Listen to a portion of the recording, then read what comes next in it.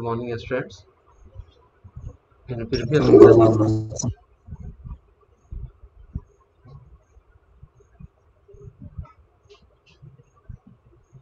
your attendance have been started from today. Now it is important for you, and these attendance will be sent to CBSE for record purpose. Again, we will discuss about the catalyst, that substances which decreases the activation energy by and increases the rate of reaction is known as catalyst, and their activity is known as catalysis. The substance which alter the rate of chemical reaction and themselves remain chemically and quantitatively unchanged after the reaction. If it is taking part in the reaction, it will be regenerated at the end of the reaction. Such type of substances are known as catalyst, and this phenomenon is known as catalysis. Catalyst जो होता है आपका rate of reaction को बढ़ाएगा ना, और क्यों बढ़ाता है? क्योंकि वह एक्टिवेशन एनर्जी को मिनिमाइज कर देता है। तो वैसे ये कभी भी कंज्यूम नहीं होते हैं रिएक्शन में, और ये अगर पार्टिसिपेट भी किया तो at the end of the reaction क्या होगा? रीजनरेट कर जाएगा। ऐसे सब्सटेंस को हम लोग कैटलिस्ट कहते हैं, और इस फेनोमेनन को हम लोग क्या कहते हैं? कैटालिसिस कहते हैं। Now we will discuss about the types of catalyst. इसमें पहला हम लोगों का था होमोजीनस कैटलिस्ट, और होमोजीनस कैटलिस्ट हम लोग पहले भी केमिकल काइनेटिक्स में पढ़ चुके हैं। होमो मीन सेम होता है, जेन मतलब होता है बॉर्न। अगर if the catalyst is in the phase of the reactant, same phase में हो रिएक्टेंट और कैटलिस्ट दोनों एक ही फेज में हो, एक ही फिजिकल स्टेट में हो, तो ऐसे कैटलिस्ट को हम लोग होमोजीनस कैटलिस्ट कहते हैं, और उस फेनोमेनन को होमोजीनस कैटालिसिस कहेंगे। ठीक है। For example, of sulfane, the sulfur dioxide will combine with oxygen in the presence of nitric oxide, then sulfur trioxide is formed. ठीक है। इसमें देखो, सल्फर डाइऑक्साइड भी गैस है, ऑक्सीजन भी गैस है, यहाँ नाइट्रिक ऑक्साइड भी गैस हो गया। रिएक्टेंट और ये कैटलिस्ट तीनों एक ही फेज में है, गैसियस फेज में है, इसलिए ये होमोजीनस कैटलिस्ट का एग्जाम्पल हो गया। ठीक है। नेक्स्ट एग्जाम्पल देखिए, एसिटिक एसिड ले लिए, एथाइल एसीटेट ले लिए, और इसका हाइड्रोलिसिस करा दिए। तो हाइड्रोलिसिस कराने में हम लोग किसके प्रेजेंस में करा रहे हैं? HCl के प्रेजेंस में। तो एसिटिक एसिड मिलेगा, और यहाँ से क्या कहा जाता है आपका? मिथाइल अल्कोहल मिल जाएगा। तो यहाँ पर HCl आपका एक कैटलिस्ट का काम कर रहा है। ठीक है। इसको देखो, एक्चुअली एस्टर का हाइड्रोलिसिस दो तरह का होता है, अल्कलाइन हाइड्रोलिसिस ऑफ एस्टर और एसिडिक हाइड्रोलिसिस ऑफ एस्टर। तो यहाँ पर ये एसिडिक हाइड्रोलिसिस ऑफ एस्टर है। एक्चुअली एस्टर का जो आपका हाइड्रोलिसिस होता है वो होता क्या है आपका? आपको हमेशा रिवर्सिबल प्रोसेस होता है ना, और यही वजह कि कंप्लीट नहीं होगा। लेकिन जैसे ही आप अगर HCl नहीं भी लेते और इसको हाइड्रोलिसिस कराते तो होता। क्यों होता? क्योंकि जैसे ही एसिटिक एसिड बनता, और एसिटिक एसिड से क्या H प्लस रिलीज होता आपका सॉल्यूशन में, H प्लस जो है से ऑटो कैटलिस्ट का काम करने लगता, और ईस्टर का फर्दर वो हाइड्रोलिसिस बढ़ा देता। तो पहले वाले चैप्टर में हम पढ़ा चुके हैं आपको कि ऐसे सब्सटेंस को हम लोग क्या कहते हैं? ऑटो कैटलिसिस कहते हैं ना। ऑटो कैटलिसिस में क्या होता है? One of the product will behave just like a catalyst. तो ऐसे प्रोसेस को हम लोग ऑटो कैटलिसिस हम लोग कहते हैं। ठीक है। ये हो गया आपका ईस्टर, और ये हो गया वाटर। तो यहाँ पर अगर हम लोग HCl नहीं भी लेते तो रिएक्शन होगा आपका। ठीक है। लेकिन अल्कलाइन हाइड्रोलिसिस भी अगर NaOH भी लेंगे तो रिएक्शन होगा। यहाँ HCl लिए हैं, यहाँ चूंकि हम कैटलिस्ट पढ़ा रहे हैं तो उसको हम ऑटो कैटलिस्ट के साथ लिंक कर रहे हैं। वहां रिकॉल आपका करा दिए, क्वेश्चन बैंक सॉल्व कीजिएगा तो मिलेगा व्हाट इज ऑटो कैटलिसिस। या ये क्वेश्चन आपका क्वेश्चन बैंक में आपका दिया हुआ है कि जब हम लोग ईस्टर का हाइड्रोलिसिस कराते हैं तो वह रिएक्शन जो है से एसिटिक एसिड बनने के बाद वह फास्ट क्यों हो जाता है? तो ड्यू टू ऑटो कैटलिसिस। ठीक है। तो यहाँ पर HCl, H2O और कौन है आपका? ईस्टर, तीनों एक ही फेज में है, लिक्विड फेज में है। दैट मीन्स कि इट इज होमोलिटिक कैटलिस्ट। ठीक है। और फेनोमेनन को होमोजीनस कैटलिसिस कह दिए। ठीक है। नेक्स्ट टाइप हम लोग देखते हैं हेट्रोजीनस कैटलिसिस। ठीक है। हेट्रो मीन्स हो गया आपका डिफरेंट, जेन मतलब होता है बॉर्न। अगर रिएक्टेंट और कैटलिस्ट दोनों डिफरेंट फेज में हो, डिफरेंट फिजिकल स्टेट में हो, तो ऐसे कैटलिस्ट को हम लोग हेट्रोजीनस कैटलिसिस कहते हैं। ठीक है। डेफिनेशन पहले भी बता चुके हैं। सर हाँ, सर ज्वाइन कर लीजिए अर्पणा को। अरे उन लोग को बोलो टाइम पर ये करने के लिए, बीच में बड़ा दिक्कत हो जाता है।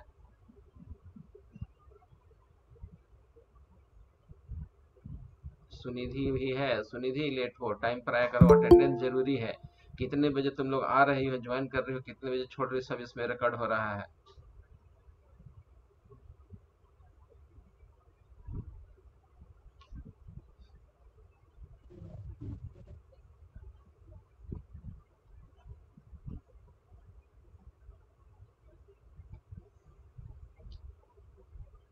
तो देखो यहाँ पर मैं हेट्रोजीनस कैटालिसिस में बता रहा था कि सल्फर डाइऑक्साइड को अगर हिट कर दो, ठीक है, तो यह डिकम्पोज, यह कन्वर्ट हो जाता है कि इसमें SO3 में बदल जाएगा, SO2 भी, ठीक है। तो इसमें हम लोग प्लेटिनम लेते हैं, क्या लेते हैं, प्लेटिनम लेते हैं। तो यहाँ पर देखो सल्फर डाइऑक्साइड आपका गैस है, यहाँ पर प्लेटिनम सॉलिड है, दोनों दो डिफरेंट फिजिकल स्टेट में आ गया, अर्थात यहाँ पर प्लेटिनम आपका क्या होगा, हेट्रोजीनस कैटालिस्ट का काम करेगा। नेक्स्ट एग्जाम्पल ले लीजिए, manufacture of ammonia by Haber's process in which nitrogen and hydrogen are treated in the presence of suitable catalyst like iron or aluminum oxide or potassium oxide ना, to gives क्या ammonia. In this case nitrogen and hydrogen both are in gaseous state while the catalyst, that is iron or potassium iodide or alumina Al2O3 are in solid state. Thus this catalyst is in different phase ना, hence regarded as heterogeneous catalyst, और यह heterogeneous catalyst का काम करेगा। चलिए important feature of solid catalyst हम लोग पढ़ने जा रहे हैं, और आता ही है इस पोर्शन से क्वेश्चन एक आपका बोर्ड में आएगा ना, वो देख लीजिए क्या क्या है आपका। एक्टिविटी, एक्टिविटी क्या है, तो the ability of catalyst to enhance the rate of reaction, इस एबिलिटी ऑफ कैटलिस्ट को ही एक्टिविटी कहते हैं। In other words it can be defined as the activity of catalyst ना, the reactant must get adsorbed reasonably strongly on the catalyst to become active. तो activity को सबसे simple language में आप ऐसे डिफाइन कर दिए, it is the ability of catalyst to increase the rate of reaction, इसी एबिलिटी ऑफ कैटलिस्ट को उसका हम लोग एक्टिविटी कहते हैं। The activity of catalyst depends on the strength of the chemisorption to a large extent, यह जो केमिजॉर्प्शन का स्ट्रेंथ जो होगा, केमिकल बॉन्ड जो बनता है उसमें, उसके स्ट्रेंथ पर यह डिपेंड करता है, ठीक है। इसमें होता है क्या कि the reactant must get adsorbed reasonably strongly on the catalyst to become active, ठीक है। इसमें जो केमिकल बॉन्ड जो बनता है कैटलिस्ट और इसके बीच में, क्या कहा जाता है, आपका जो रिएक्टेंट है वो स्ट्रांग होना चाहिए। तो सिंपल लैंग्वेज में एक्टिविटी ऐसे समझिए आप, है क्या, it is ability of catalyst to increase the rate of reaction, तो उसी एबिलिटी ऑफ कैटलिस्ट को हम लोग एक्टिविटी कहते हैं। चलिए नेक्स्ट है आपका selectivity. Selectivity of a catalyst is the ability to direct a reaction to yield particular product ना। सिलेक्टिविटी क्या है, तो आपको एक ही रिएक्टेंट है और डिफरेंट कैटालिस्ट अगर हम लोग लेते हैं तो डिफरेंट डिफरेंट प्रोडक्ट बनना स्टार्ट हो जाएगा। जैसे आप अल्काइन ले लीजिए और अल्काइन का हाइड्रोजनेशन करा दीजिए निकल या प्लेटिनम के प्रेजेंस में 200 से लेकर 300 डिग्री सेल्सियस के प्रेजेंस में, तो वह इथेन में बदल जाएगा, अल्काइन जो है से अल्केन में बदल जाएगा। अगर एसिटिलीन लेते हैं, इथाइन लेते हैं, तो वह इथेन में कन्वर्ट कर जाएगा। लेकिन अगर हम लोग कैटालिस्ट चेंज कर देते हैं, ठीक है, तो जैसे लिंडलर्स कैटालिस्ट हम लोग ले लेते हैं, तो होगा क्या कि alkyne is just stopped at alkene level, वह अल्काइन जो है अल्किन में बदल देगा। तो रिएक्टेंट हम लोग का सेम है, लेकिन जैसे ही कैटालिस्ट हम लोग चेंज कर रहे हैं तो प्रोडक्ट आपका यहाँ पर क्या हो रहा है, चेंज हो रहा है। इसी एबिलिटी ऑफ कैटालिस्ट को हम लोग सिलेक्टिविटी ऑफ द कैटालिस्ट कहते हैं। दूसरा और एग्जाम्पल आप देखिए, carbon monoxide, when it will combine with hydrogen in the presence of nickel, it will give you methane, and when they will combine in the presence of copper, zinc oxide and chromium oxide, then it will form आपका methyl alcohol. उसी तरह से आपका carbon monoxide और hydrogen अगर copper के presence में combine करता है तो आपका फॉर्मल्डिहाइड का फॉर्मेशन होता है। इसी एबिलिटी ऑफ कैटलिस्ट को हम लोग सिलेक्टिविटी कहते हैं। ये जो होता है क्या कहा जाता है, ये सिलेक्टिव होता है ना, पर्टिकुलर प्रोडक्ट ही देगा, ठीक है। दूसरा एग्जांपल मैं दिया अल्काइन वाला, कि अल्काइन ले लीजिए, जैसे एसिटिलीन ले लिए, यानी कि C H C triple bond C single bond H यानी इथाइन C2H2, उसका रिएक्शन आप हाइड्रोजन से करा दीजिए in the presence of nickel, तो वह आपका क्या देगा, इथेन में बदल जाएगा। लेकिन वही लिंडलर्स कैटलिस्ट के प्रेजेंस में करा दीजिए तो वह इथीन में बदल जाएगा। तो यहाँ सिलेक्टिविटी है, पर्टिकुलर कैटलिस्ट से पर्टिकुलर प्रोडक्ट बनता है। This ability of catalyst to form a particular product is known as selectivity of the catalyst. ठीक है, चलिए नेक्स्ट देखिए आप, शेप सिलेक्टिव कैटलिस्ट। कुछ कैटलिस्ट ऐसे होते हैं which depends ना on the pore size, pore structure of the catalyst. Such type of catalyst are known as shape selective catalyst, और ऐसे catalyst को हम लोग shape selective catalyst कहते हैं। ठीक है, जैसे जियोलाइट, जियोलाइट क्या होता है, पोरस होता है, और जो रिएक्टेंट अगर उसके पोर साइज में फिट हो गए, ठीक है, तो प्रोडक्ट आपका बनने लगेगा। ऐसे कैटालिस्ट को हम लोग शेप सिलेक्टिव कैटालिस्ट कहते हैं। आइए देखिए इसमें, the catalytic reaction that depends upon the pore structure of the catalyst and the size of the reactant and product molecule is called shape selective catalyst ना। zeolite are good shape selective catalyst because of their honeycomb like structure। zeolite आपको पढ़ा चुका हूँ इसमें 11th में, ठीक है, और इसका ये हाईली पोरस होता है, कॉम्ब लाइक स्ट्रक्चर होता है। अगर उसके साइज में फिट कर गए रिएक्टेंट ना, तो फिट होकर वो प्रोडक्ट में बदलने लगेगा। ऐसे कैटालिस्ट को हम लोग शेप सिलेक्टिव कैटालिस्ट कहते हैं। ठीक है, an important zeolite catalyst used in the petroleum industry. Petroleum industry में हम लोग जो कैटालिस्ट यूज करते हैं वो ZSM5 यूज करते हैं। It convert alcohol directly into gasoline.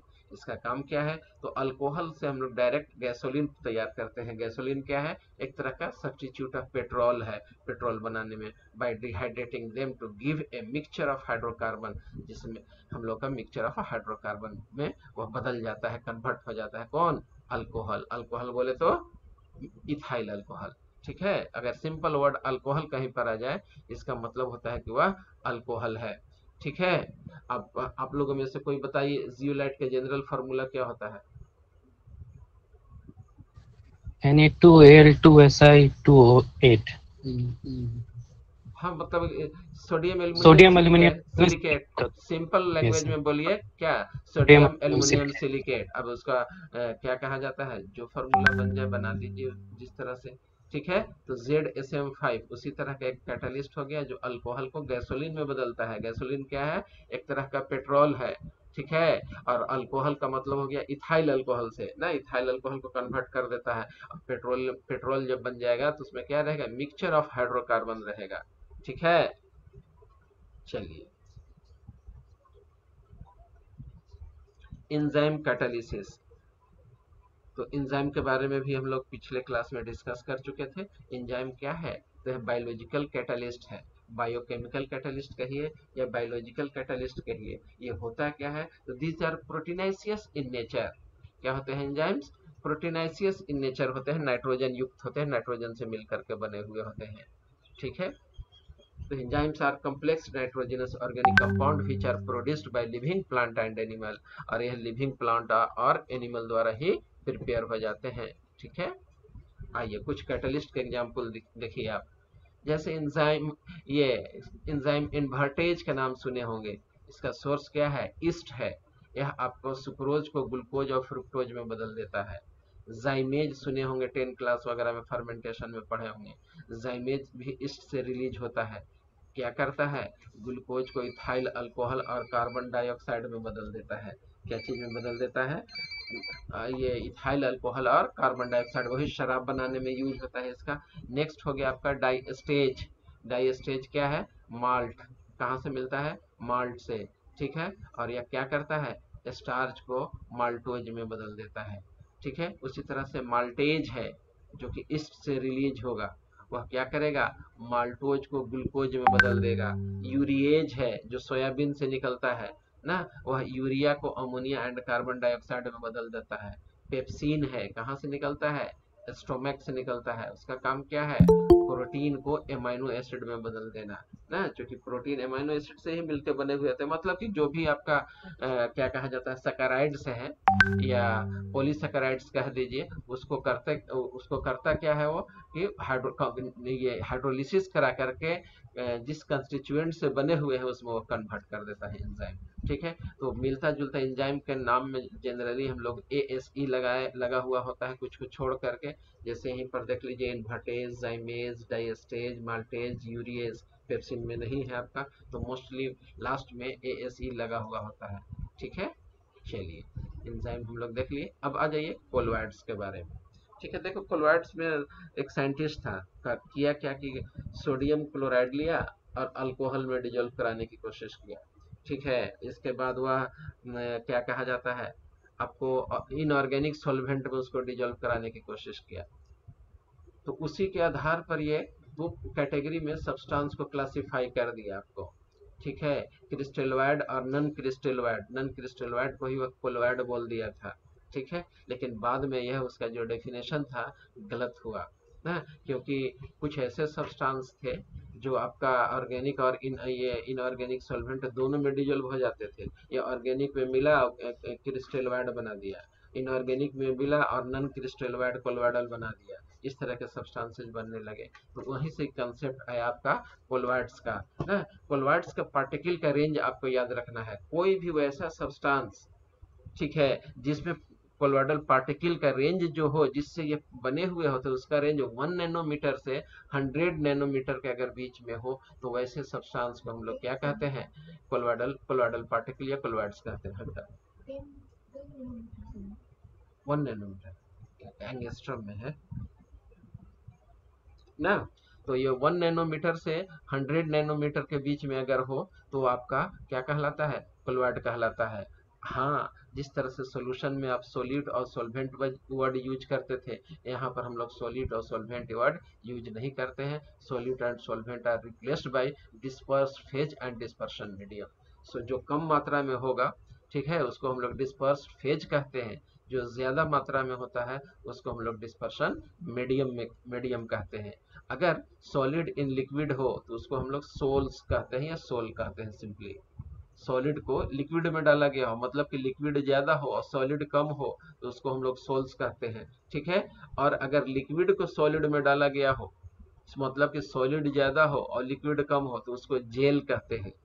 ठीक है, और उसी तरह से अगर दोनों लिक्विड हो, लिक्विड इनटू लिक्विड, आपका सोल्यूट और सॉल्वेंट यानी कि डिस्पर्स फेज और डिस्पर्शन मीडियम दोनों क्या हो आपका लिक्विड हो, तो उसको हम लोग इमल्शन बोलते हैं। अब आइए हम लोग फर्दर आपको सॉल्यूशन को 3 कैटेगरी में क्लासिफाई कर देते हैं, ट्रू सॉल्यूशन, सस्पेंशन और कोलॉइडल सॉल्यूशन। ठीक है, तीनों में डिफरेंस हम लोग देखेंगे। नेचर सबसे पहले हम लोग देखेंगे। ट्रू सॉल्यूशन में क्या है, तो ये होमोजीनस इन नेचर होता है। सस्पेंशन और कोलॉइडल, ठीक है, ये दोनों हेट्रोजीनस होता है। कोलॉइडल सॉल्यूशन में it appears to be homogeneous but actually it is heterogeneous. ठीक है, और होमोजीनस और हेट्रोजीनस आप जान रहे होंगे। अगर डिस्पर्स फेज और डिस्पर्शन मीडियम या सॉलिड और सॉल्वेंट के बीच में कोई डिमार्केशन लाइन नहीं हो तो वह होमोजीनस कहलाता है। अगर सॉल्यूट और सॉल्वेंट या डिस्पर्स फेज और डिस्पर्शन मीडियम के बीच में क्या हो, डिमार्केशन लाइन हो, सेपरेशन लाइन हो, तो उसको हम लोग क्या कहते हैं, हेट्रोजीनस कहते हैं। ठीक है, तो याद रखेंगे आपका ट्रू सॉल्यूशन होमोजीनस, बाकी जितना भी है सस्पेंशन और कोलॉइडल सॉल्यूशन, ये दोनों क्या हो गया, हेट्रोजीनस हो गया। सस्पेंशन तो देखने से ही पता चल जाएगा कि हेट्रोजीनस है। जैसे मड, मछली पकड़े होंगे आप गांव में तालाब में, तो देखेंगे कि खूब कीचड़ पाँव से पूरा हिला देते हैं, तो कीचड़ जो है मिट्टी में मिक्स हो गया। ठीक है, वो हेट्रोजीनस है। कोलॉइडल सॉल्यूशन भी एक तरह का बन जाता है वो। अगर पार्टिकल का साइज बड़ा होगा तो वह आपका सस्पेंशन भी बन जाएगा। दूसरे दिन जा करके देखिए तो पानी जो गंदा था ऊपर में फ्रेश हो गया, नीचे जितना गंदगी था वो नीचे पार्टिकल सब बैठ गया। सस्पेंशन के एग्जांपल है। That means suspensions are unstable in nature, ये अनस्टेबल होते हैं। ठीक है, जबकि आपका ट्रू सॉल्यूशन और कोलॉइडल सॉल्यूशन स्टेबल होते हैं। अब आपको एक चीज यहाँ पर याद रखना है कि ट्रू सॉल्यूशन अगर पार्टिकल का साइज 1 नैनोमीटर से कम हो तो वह ट्रू सॉल्यूशन होगा, और अगर पार्टिकल्स का साइज 1 नैनोमीटर और 100 नैनोमीटर के बीच में हो, ठीक है, तो उसको हम लोग क्या कहेंगे, हेट्रोजीनस कहेंगे। 1 नैनोमीटर से बड़ा और 100 नैनोमीटर से क्या हो, छोटा हो, तब उसको हम लोग क्या कहेंगे, आपका कोलोइडल सॉल्यूशन आ जाएगा। ठीक है, और अगर 100 नैनोमीटर से पार्टिकल का साइज बड़ा हो तो वह सस्पेंशन कहलाने लगेगा। ठीक है, अब देखिए सेडिमेंटेशन। तो ट्रू सॉल्यूशन जो होता है उसके सॉलिड पार्टिकल जो होते हैं डू नॉट सेटल, ठीक है, if they are kept undisturbed on the table, या कहीं पर भी अनडिस्टर्ब रख दीजिए तो ट्रू सॉल्यूशन के जो सॉलिड पार्टिकल होते हैं, सॉलिड पार्टिकल वो सेटल डाउन नहीं करते हैं। लेकिन अभी जस्ट एग्जांपल में दिया था कि आप मछली पकड़िए और छोड़ दीजिए, दूसरे दिन जाके देखिए तो सारा कीचड़ जो ऊपर था वो नीचे बैठ जाता है, पानी आपका फ्रेश ऊपर आ जाता है। ठीक है, तो उस पार्टिकल का साइज बड़ा होने की वजह से क्या होते हैं, वो सेटल डाउन कर जाते हैं, तो सेटलिंग प्रॉपर्टी होता है, सेटल ऑन स्टैंडिंग हो जाएगा। लेकिन कोलोइडल सॉल्यूशन सेटल नहीं करेगा, पार्टिकल का साइज जो होता है इतना छोटा होता है कि मतलब क्या कहा जाता है, एक दूसरे से स्ट्राइक करते रहते हैं, स्ट्राइक करने के बाद वो सेटल डाउन नहीं होगा बल्कि वहीं उसी में जिग जैग मोशन में कोलोइडल सॉल्यूशन पार्टिकल मूव करते रहते हैं। चलिए डिफ्यूजन, आपका ट्रू सॉल्यूशन जो है से क्विकली डिफ्यूज करेगा, लेकिन आपका सस्पेंशन में डिफ्यूजन नहीं होता है। वहीं आपका कोलोइडल सॉल्यूशन में डिफ्यूजन होगा लेकिन स्लोली होगा। अब आ जाइए विजिबिलिटी। पार्टिकल का साइज इतना छोटा होता है 1 नैनोमीटर से कम होने की वजह से यह इनविजिबल होते हैं, हम लोग नेकेड आई से नहीं देख सकते हैं।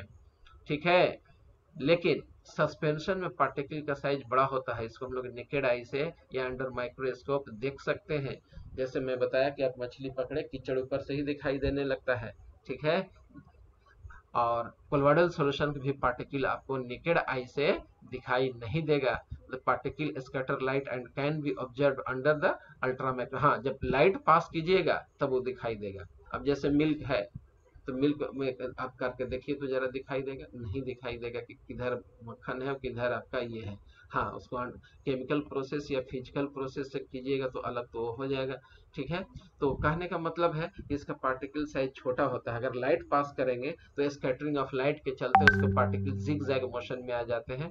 And it was first of all observed bye Brownian, इसीलिए उसका नाम पड़ गया था ब्राउनियन मूवमेंट ना। और जो पाथ जो होता है इसका विजिबल हो जाता है, और उसी को हम लोग क्या कहते हैं, टिंडल इफेक्ट कहते हैं।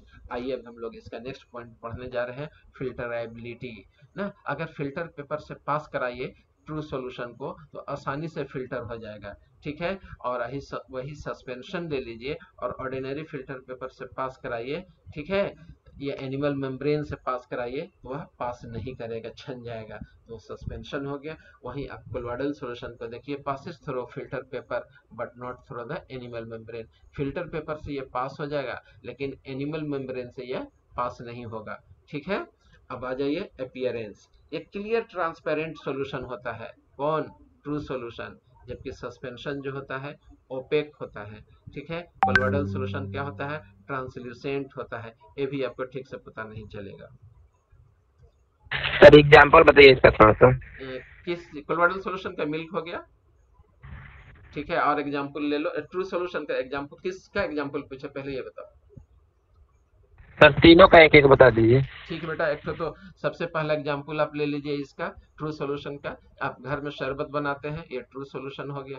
या आपको मन कर गया कि नहीं थोड़ा नींबू पानी और नमक मिला के पी लें, ये क्या हो गया, ट्रू सॉल्यूशन हो जाएगा। नींबू निचोड़ दीजिए, रेशा के बारे में बात नहीं कर रहे हैं। ठीक है, उसका जूस डाल दीजिए, नमक डाल दीजिए, पानी मिला दीजिए, मिक्स कर दीजिए, ये आपका ट्रू सॉल्यूशन हो जाएगा। सस्पेंशन का बेस्ट एग्जाम्पल मैं आपका दिया, मछली पकड़ने वाला वो कीचड़ वाला आपका दे दिया। या ये सॉ डस्ट ले लीजिए, ठीक है, हस्क ले लीजिए, भूसा, हस्क मतलब भूसा, और पानी में डाल दीजिएगा तो particles will be remain suspended over the surface of the water. ठीक है, और add some soil to the water, they will be suspended in the water but when they will be kept undisturbed they will be settled down. Such type of solution is known as suspension, while in the case of the colloidal solution ना, example हो गया आपका milk, best example हो गया आपका milk, ink, blood ना, ये सब कोलोइडल सॉल्यूशन है।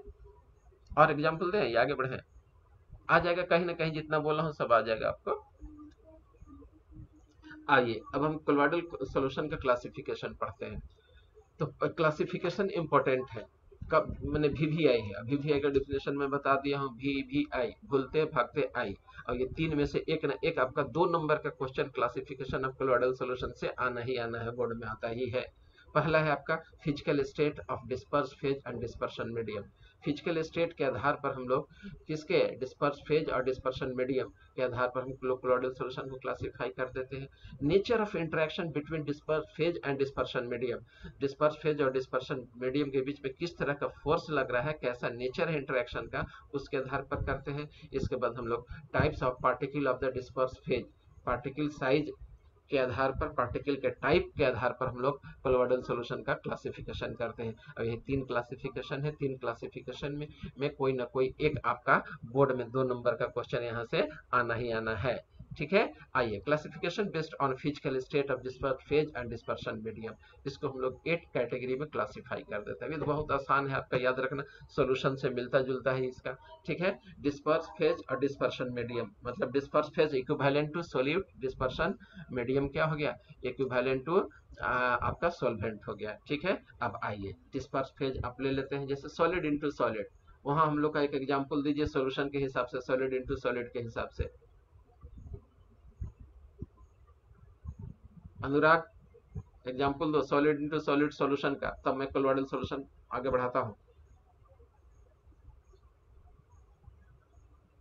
एलवाई एलवाई, हो। हाँ बिल्कुल बिल्कुल सही, एलवाई होगा। हाँ, एलवाई सॉलिड इनटू सॉलिड का एग्जांपल होता है ना। अब आइए यहाँ पर हम लोग कोलोइडल सॉल्यूशन पढ़ रहे हैं, तो सॉलिड इनटू सॉलिड ना, इसको क्या कहेंगे, सॉलिड सोल कहेंगे। ठीक है, एग्जाम्पल क्या हो गया, some coloured glasses and gemstone. Gemstone में क्या होता है, कुछ मेटल्स आ जाते हैं उसमें, ठीक है, जिसके चलते क्या होगा, वो कलरफुल शो करने लगेगा, कलर शो करने लगेगा। तो जेम स्टोन हो गया, कलर्ड ग्लासेज हो गया। ठीक है, ये सब आपका किस चीज का एग्जाम्पल है, सॉलिड इंटू सॉलिड सोल का, यानी सॉलिड सोल का एग्जाम्पल है। नेक्स्ट है सॉलिड इंटू लिक्विड। अगर सॉलिड को अगर हम लोग लिक्विड में डाल दें, मतलब लिक्विड का मात्रा ज्यादा हो और सॉलिड का मात्रा कम हो, और जो कोलोइडल सॉल्यूशन बनेगा तो उसको हम लोग सोल कहेंगे, जैसे पेंट, सेल फ्लूइड्स, ये सब आपका एग्जाम्पल हो गया। नेक्स्ट हो गया सॉलिड इनटू गैस, एरोसोल, इसको क्या कहेंगे, एरोसोल। कभी कभी क्वेश्चन बैंक आप सॉल्व कीजिएगा तो आपको ये आ जाएगा कि एरोसोल क्या है, सोल क्या है, जेल क्या है। ठीक है, इस तरह से वर्ड आपका आता है। तो अगर सॉलिड को हम लोग गैस में डाल दें, उससे जो कोलोइडल सॉल्यूशन बनेगा एरोसोल कहलाएगा, जैसे डस्ट, स्मोक। लिक्विड अगर हम लोग ले लें और उसको सॉलिड में हम लोग डाल दें, मतलब कि सॉलिड की मात्रा ज्यादा हो, लिक्विड कम हो, डिस्पर्स फेज आपका लिक्विड हो, डिस्पर्शन मीडियम सॉलिड हो, तो ये जेल कहलाएगा। जैसे चीज, चीज किसको कहते हैं, कौन बताएगा,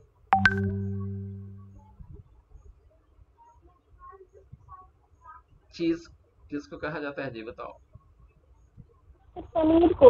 बिल्कुल सही, पनीर, पनीर को कहा जाता है ना। तो उसमें सॉलिड का मात्रा ज्यादा होता है पनीर में ना। अब पानी जो होता है उसमें एब्जॉर्ब, छान छान दिया जाता है, तो पानी का मात्रा जो बहुत कम मात्रा में एब्जॉर्ब करके रखे हुए हैं। तो देखो लिक्विड इंटू सॉलिड हो गया ना, लिक्विड कम है सॉलिड ज्यादा हो गया, जेल हो गया। तुम्हारा बटर हो गया, मक्खन जिसको हम लोग कहते हैं, दही ले लो, उसको क्या कहा, रोटेट करा करके इस तरह से, दाल घुटनी की तरह से, मतलब कि कौन सा उसमें रोटेशन होता है, सेंट्रीपिटल फोर्स। हाँ, सेंट्रीपिटल फोर्स के चलते वहां पर क्या होगा, आपका मक्खन अलग हो जाता है। तो मक्खन जब बाहर निकालिएगा तो पानी की मात्रा यानी मट्ठा का मात्रा उसमें कम होगा ना, और आपका क्रीम उसमें ज्यादा हो गया। तो एक एग्जाम्पल हो गया। नेक्स्ट हो गया आपका जेली, जेली भी सॉलिड ज्यादा है, लिक्विड उसमें कम होता है। नेक्स्ट एग्जाम्पल हो गया लिक्विड इनटू लिक्विड। अगर दोनों लिक्विड है तो उसको इमल्शन कहेंगे, जैसे मिल्क, हेयर क्रीम। ठीक है, इसके बाद हो गया बटर, बटर भी आ जाता है इसी में, लिक्विड इनटू लिक्विड में भी। ठीक है, आगे हम लोग पढ़ेंगे इसमें, किसमें, इमल्शन में पढ़ेंगे। या तेल और पानी को मिला दिए, एक एग्जाम्पल ये भी मिल गया आपका। ठीक है, नेक्स्ट है आपका लिक्विड इनटू गैस। अगर लिक्विड इनटू गैस हो तो उसको एरोसोल कहा जाता है। ठीक है, जैसे फॉग, मिस्ट, क्लाउड, इंसेक्टिसाइड। ठीक है, और इधर क्या है, चलो नेक्स्ट हो गया आपका गैस इनटू सॉलिड। गैस को अगर हम लोग कम रखें, सॉलिड की मात्रा बढ़ा दें, तो उसको सॉलिड सोल कहते हैं, जैसे प्यूमिस स्टोन, फोम रबर आ गया। नेक्स्ट है आपका गैस इनटू लिक्विड, गैस कम लिक्विड ज्यादा, तो फोम का फोम हो गया आपका। और उस जैसे हो गया एग्जाम्पल फ्रोथ, जैसे साबुन ले लीजिए और साबुन को झाग बना दीजिए, तो ऊपर में फोम आपका बन जाता है, उसमें लिक्विड का मात्रा ज़्यादा होता है, एयर बहुत कम ट्रैप करके रखता है वो, जिसके बबल्स बनता है जो, ठीक है। उसी तरह से व्हिप्ड क्रीम हो गया, सोप लेदर हो गया, या फिर तेल ले लीजिए, पानी में डाल दीजिए और उसको ऐसे ऐसे स्टील के रड से चला दीजिए तो फोम बन जाता है ना। चलिए अब नेक्स्ट हम लोग आते हैं classification based on nature of interaction, ठीक है। और ये छोटा सा टॉपिक, बहुत आसान भी है, लायोफोबिक एंड लायोफिलिक, ठीक है। फोब मतलब होता है हेट करना, नफरत करना, ठीक है। और फिलिक मतलब होता है अट्रैक्शन, लगाव पैदा करना, फ्रेंडशिप करना, ठीक है। तो लायोफोबिक, अगर आपको डिस्पर्स फेज और डिस्पर्शन मीडियम के बीच में फोर्स ऑफ अट्रैक्शन नहीं हो तो उसको हम लोग लायोफोबिक कहते हैं। और अगर आपका डिस्पर्स फेज और डिस्पर्शन मीडियम के बीच में क्या हो, स्ट्रॉन्ग फोर्स ऑफ अट्रैक्शन हो ना, सॉल्वेंट लविंग हो ना, दोनों के बीच में अट्रैक्शन हो तो उसको हम लोग लायोफिलिक कहते हैं। तो दोनों इस तरह से हो गया। जैसे देखिए, when metals and their sulfides simply mixed with dispersion medium, they do not form colloids, needs stabilizing to preserve them। हाँ, एक चीज और, जैसे सोल्यूट और सॉल्वेंट यानी डिस्पर्स फेज और dispersion medium, in the language of colloidal solution there is no attraction, there is hatred, then such type of substances will be unstable for their stability, some stabilizer is needed, some other chemical substances are needed for their stability, this is known as, that very substance is known as stabilizer। for example देखिए, चूना ले लीजिए, पानी में डाल दीजिए, तो पानी में डालिएगा, ऐसे ऐसे चलाइएगा तो ठीक है, घुल तो जाएगा, उस वक्त लगेगा कि घुल गया, व्हाइट वॉशिंग भी कर दिए, लेकिन जैसे ही व्हाइट वॉशिंग करने के लिए ले गए, बाकी रिमेनिंग पोर्शन जो होगा पानी ऊपर आ जाएगा, चूना नीचे बैठने लगता है। तब देखिएगा कि जो व्हाइट वॉशिंग करता है वो फेविकॉल मिला देता है, उसमें क्या मिला देता है, फेविकॉल मिला देता है या गम मिला देता है। गम मिला देगा तो स्टेबलाइजर का काम करता है, it will protect the disperse phase from the settling down, and a protective layer will be formed around the dispersed phase which will be remain suspended in the dispersion medium, ठीक है। और यह irreversible होता है। For example colloidal solution of gold, silver, ठीक है, ferric oxide, arsenic sulphide, ये सब हो गया आपका। नेक्स्ट टाइप है आपका लायोफिलिक कोलोइडल सॉल्यूशन। तो इसमें सोल्यूट कह रहे हैं, डिस्पर्स फेज और डिस्पर्शन मीडियम दोनों के बीच में फोर्स ऑफ अट्रैक्शन होते रहता है, जिसके चलते यह स्टेबल होता है और यह सेल्फ स्टेबलाइजिंग होता है, रिवर्सिबल होता है। जैसे पानी में गम डाल दीजिए, वो घुल गया, आपका ये कोलोइडल सॉल्यूशन तैयार हो गया। गम सूख जाएगा धीरे धीरे, फिर पानी मिला दीजिए हल्का सा गर्म करके, फिर गम में बन जाएगा, मतलब कि ये रिवर्सिबल प्रोसेस होता है, इसको अलग से स्टेबलाइजर की जरूरत नहीं होती है। उसी तरह से जेलाटिन हो गया, स्टार्च का सॉल्यूशन किसमें, पानी में, एल्बुमिन इन वाटर, ये सब हो गया। अब यही से एक एक्सपेरिमेंट तुमको करना है, इसमें क्या कहा जाता है, सरफेस केमिस्ट्री में सरफेस करना है कोलोइडल सॉल्यूशन से। प्रिपरेशन ऑफ स्टार्च सॉल्यूशन कैसे प्रिपेयर होता है, अब सुनो। हम लोग करते क्या है कि गर्म पानी लेते हैं, मेजरमेंट कर लिए, required amount of water, distil water ले लिए, उसको गर्म कर लिए। इसके बाद जो गर्म पानी मिला उसमें से थोड़ा सा निकाल करके पानी हम लोग जो स्टार्च मिला उसको डाल करके डिजोल्व कर दिए, ठीक है। और डिजोल्व करने के बाद अब हम लोग करते क्या है, जो पानी गर्म हो गया उसमें स्टीयरिंग रड डाल देते हैं। स्टीयरिंग रड को डाल करके उसी पर, स्टीयरिंग रड पर हम लोग स्टार्च का जो सोल्यूशन अब तैयार किया उसको डाल देते हैं धीरे धीरे, और फिर स्टीयरिंग रड से चला देते हैं, ठीक है। फिर चलाने के बाद जब वह गर्म हो गया बढ़िया से, तो उसको हम लोग हटा देते हैं, वाटर बाथ पर कूल कर देते हैं, वह स्टार्च का कोलोइडल सॉल्यूशन बन गया, ठीक है। तो preparation of colloidal solution of starch in chemistry lab, ये आपका एक्टिविटी है, एक्सपेरिमेंट भी करना है इस पर। उसी तरह से एल्बुमिन इन वाटर डिजोल्व कर दीजिए, आसानी से डिजोल्व होगा। यह लायोफिलिक कोलोइडल सॉल्यूशन का एग्जांपल है। Classification based on type of particle of dispersion, disperse phase, और ये 3 कैटेगरी में होता है। तीनों बहुत ही इंपॉर्टेंट है। क्वेश्चन बैंक जब सॉल्व करने लगिएगा तो कम से कम 10-10 बार ये पूछा हुआ है बोर्ड एग्जाम में, बहुत बार आता है, ठीक है। इस खासकर ये 3 कैटेगरी आपका मल्टीमोलकुलर कोलोइड्स, माइक्रोमोलकुलर कोलोइड और associated colloid. Multi means many, बहुत सारे स्मॉलर एटम आपस में एग्रीगेट करके ना कोलोइडल रेंज के डायमेंशन में आ जाएं तो उस तरह से जो आपका कोलोइडल सॉल्यूशन बनेगा वह मल्टी मोलकुलर कोलोइड्स कहलाता है ना। For example gold sol, sulphur sol, ये दो है एग्जांपल, और दोनों रटना है, आपको याद रखना है। ये चैप्टर ऐसा है कि बच्चे इसको भाइभा के लिए प्रीफर करते हैं। क्यों? क्योंकि इसमें रीजनिंग बहुत कम बनता है, ठीक है, अब बहुत छोटा चैप्टर है और आसान होता है याद रखना, इसलिए बच्चे भाइभा के लिए इस चैप्टर को बहुत प्रीफर करते हैं, अक्सर हम लोग देखते हैं इसको। तो एग्जाम्पल आपको यहाँ से पूछता है direct, what is multi molecular colloids, give example, तो एग्जाम्पल आपको हर हाल में याद रखना है ना। तो मल्टी मोलकुलर कोलोइड्स क्या है? It consist of aggregates of large number of smaller atom और the smaller molecules whose diameter is less than 1 nanometer, and with after aggregation they will form in the range of the colloidal particle, ठीक है। such type of colloidal solutions are known as multimolecular colloids ना। तो gold soul हो गया, sulphur soul, sulphur लीजिए powder और पानी में डाल दीजिए, कहियो कोलोइडल सॉल्यूशन नहीं बनेगा, ठीक है। तो कोलोइडल सॉल्यूशन सल्फर का हम लोग बनाते कैसे हैं? जैसे सोडियम थियोसल्फेट ले लिए, उसमें HCl डाल दीजिए, डालिए और बनेगा, और क्या, तुरंत तुरंत उसका मिलकने से पियर होगा, हल्का हल्का पीला हो जाता है फिर धीरे धीरे। तो S8 होता है उसका फॉर्मूला सल्फर का। अब है आपका micro molecular colloids. Micro means होता है बड़ा ना, माइक्रो हो रहा था तो छोटा हो जाता है, तो माइक्रो है। अगर माइक्रो मोलिकुल्स जैसे प्रोटीन, स्टार्च और सेल्यूलोज क्या हो आपस में, अगर ये कोलोइडल डायमेंशन में आ जाए, ठीक है, तो उससे जो कोलोइडल सॉल्यूशन बनेगा उसको हम लोग माइक्रो मोलकुलर कोलोइड्स कहेंगे। और स्टार्च का से ये आपका कोलोइडल सॉल्यूशन कैसे बनता है जस्ट आपको हम चर्चा किए थे अभी। ये सेलुलोज का भी बनाना है तो उसी तरह से बना देंगे। प्रोटीन का हो गया, तो जो माइक्रो मोलिकुल्स से जो कोलोइडल सॉल्यूशन बनेगा उसी को हम लोग माइक्रो मोलकुलर कोलोइड्स कहेंगे। In these colloids the molecules have the size and dimension comparable to colloidal particle, ठीक है। तो मतलब कि माइक्रो मोलिकुल्स आपस में ये एग्रीगेट करके क्या हो, कोलोइडल रेंज में आ जाए, लेकिन माइक्रो मोलिकुल्स ही करें तब उसको हम लोग माइक्रो मोलकुलर कोलोइड्स कहेंगे, ठीक है। अब आइए एसोसिएटेड कोलोइड्स। अब हम लोग का नेक्स्ट पॉइंट कौन सा है? Associated colloid. तो एसोसिएटेड वर्ड ही आपका है। तो यहाँ से क्वेश्चन दो तीन तरह से पूछता है।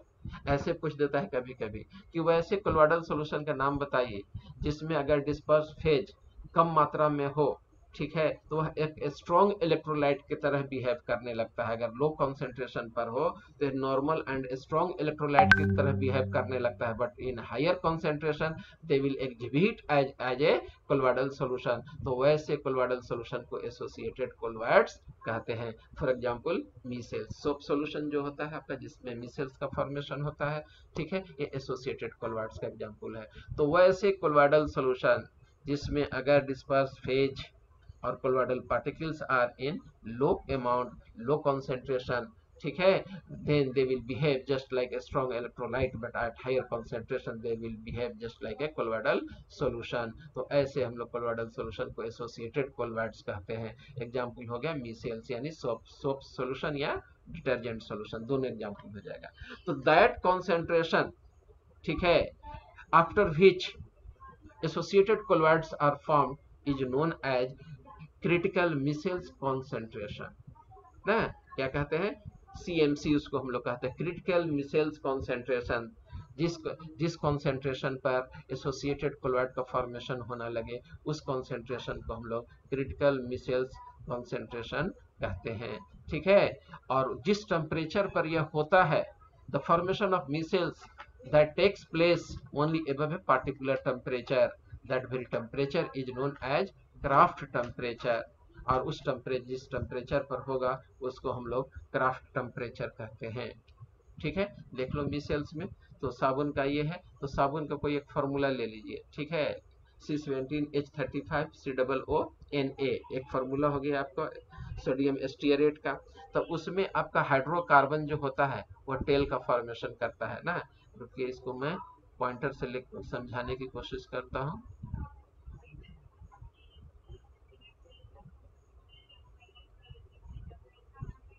हाँ, कलरफुल ले लेते हैं जी, थोड़ा अच्छा रहता है।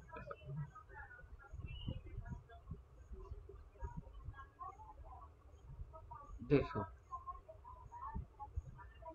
C17H 35 COONA, सोडियम स्टीयरेट है एक आपका। ठीक है, अब इसमें देखो ये हाइड्रोकार्बन पार्ट है, ये हाइड्रोकार्बन सिर्फ कार्बन और हाइड्रोजन से बना हुआ है, और ये जो है तुम्हारा पोलर पार्ट है। क्या है? पोलर पार्ट है। कैसे समझे पोलर पार्ट है? तो देखो सोडियम पर प्लस चार्ज आ जाएगा और इधर वाला पोर्शन पर नेगेटिव आ जाएगा। ठीक है, तो हनुमान जी जो थे, ठीक है, तो क्या कहा जाता है, उनका सबसे बड़ा क्या चीज था? पूंछ था। ठीक है, तो देखो ये हनुमान जी की तरह है, इसमें C17H35 है ना, इस तरह से हम लोग दिखा सकते हैं, ऐसे ऐसे 17। ठीक है, तो ये टेल कहलाता है। क्या कहलाता है? ये टेल कहला जाएगा। ठीक है, 17 तो इसमें होना चाहिए, और इसी में आपका COONA हम लोग लगा दिए, जो कि पोलर पार्ट है। ठीक है, तो ये पोलर पार्ट पर ये प्लस चार्ज इधर है, माइनस चार्ज ये हेड कहलाता है, ये हनुमान जी का हेड हो गया। ठीक है, तो और यही एक साथ मिल करके क्या कहलाता है? ये एक मिसेल हो गया, सिंपल एक मिसेल का फॉर्मेशन करता है, जिसमें जितने भी टेल हैं they are arrange toward the centre of a circle, और ये सर्कुलर फॉर्म में अरेंज हो जाते हैं, सेंटर की तरफ रहते हैं, और हेड जो होता है वो बाहर प्रोजेक्टेड होता है। ठीक है, अब देखो वाटर तुम्हारा पोलर है, वाटर कैसा है? पोलर है, तो water will be attracted toward the head. ये क्या है? आपका हेड है। ये क्या है? आपका हेड है। वाटर पोलर है, ये भी पोलर है, तो पोल पोल क्या करेगा ना? अट्रैक्ट करेगा, तो ये वाटर की तरफ जो है अट्रैक्टेड होता है, इसीलिए हाइड्रोफिलिक कहलाता है। हेड जो होता है ये हाइड्रोफिलिक होता है। और ये हो गया आपका टेल। किस चीज का बना हुआ है टेल? तो सिर्फ हाइड्रोकार्बन का बना हुआ होता है। ठीक है, और वाटर पोलर है, ये नन पोलर है, तो नन पोलर और वाटर में कोई इंटरेक्शन होगा? नहीं होगा। ठीक है, तो मतलब कि ये वाटर से दूर भागेगा, इसलिए इसको हम लोग हाइड्रोफोबिक कहते हैं। क्या कहते हैं?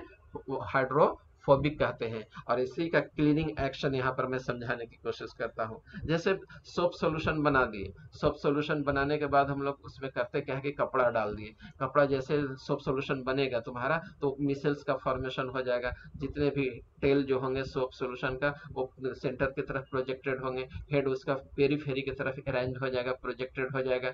और जब जैसे ही कपड़ा डालते हैं, डालने के बाद रिंज करते हैं कपड़े को, जब रिंज करोगे तो उसके पोर पोर में उसका सोल्यूशन सोप सोल्यूशन जाएगा। ठीक है, the hydrocarbon part that is the tail which is hydrophobic but they will be attracted toward the oily substances ना। ऑयली सब्सटेंसेज होगा, जो डर्ट होगा, डस्ट होगा, उसके तरफ अट्रैक्ट होगा, और डर्ट और डस्ट उस पर जाके क्या होंगे? टेल पर चिपक जाएंगे। जितने भी तुम्हारा डस्ट है, डर्ट है, क्या होगा तुम्हारा? पॉइंटर किधर बेटा है? हाँ, यहाँ। जितना भी गंदगी है वो तुम्हारा इस पर जाके चिपक जाएगा। तैलीय सब्सटेंसेज जो होंगे, ऑयली सब्सटेंसेज जो होंगे, इस पर जाके चिपक जाएंगे। एंड तब हम लोग कपड़े को क्या करते हैं? पानी दूसरे फ्रेश वाटर में डाल के उसको खंगालते हैं, तो उससे क्या होगा? आपका इसका हेड जो है वो आपका पोलर है, हाइड्रोफिलिक है। वाटर जो होगा इसको पकड़ के बाहर निकालने लगे, खींचने लगेगा। जब खिंचाएगा तो जो गंदगी है कपड़े का, वो भी बाहर उसके साथ निकल जाएगा, तो गंदगी निकल गया, इस तरह से कपड़ा आपका साफ हो गया। This is all about the associated colloid and cleaning action of the soap and detergent. ठीक है, अब हो गया आपका comparison of multimolecular colloids and macromolecular colloids. तो आपका 8 बज चुका है, फिजिक्स का क्लासेज स्टार्ट होगा आपका। बस इसको हम कल कंपेयर करा देंगे। कंपेयर के आप खुद तैयार कीजिए इसको, मल्टीमोलकुलर कोलॉइड्स और मैक्रोमोलकुलर कोलॉइड्स को खुद तैयार करना, हम जस्ट आपको डिस्कस करेंगे, फिर आगे बढ़ेंगे। ठीक है, have a nice day. Chemical kinetic का पीपीटी भेज दीजिए सर। हाँ भेज देंगे जी, टाइम नहीं मिल रहा है जी। ठीक है, टाइम जैसे ही मिलेगा तुम लोग को भेज दूंगा। वैसे भी तो मैं वीडियो सब लोड कर ही दे रहा हूँ। कौन पूछ रहे थे कि भेज दो? क्लास किए थे कि छोड़े थे?